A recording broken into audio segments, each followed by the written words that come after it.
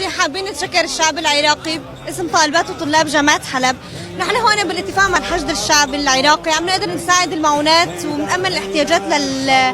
الناس هون اللي ضررت بالزلزال، وطبعا نحن على اساس الكميه انه تكفي بس الناس اللي ضررت بالزلزال، ولكن تقريبا انه عم نحاول نغطي اغلب الخلق اللي بمحافظه حلب، وشي من خلصنا رح نشوف اذا زاد كميات رح يصير يتوسع النطاق ونطلع لبرا على غير محافظات اللي ضررت بالزلزال ونقدر نأمن لهم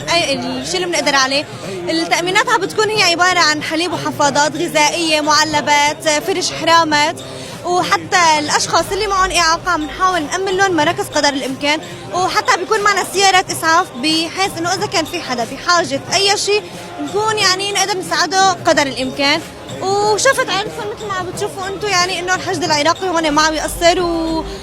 انه عم نحاول قدر الامكان نغطي تقريبا 3/4 المحافظات السوريه.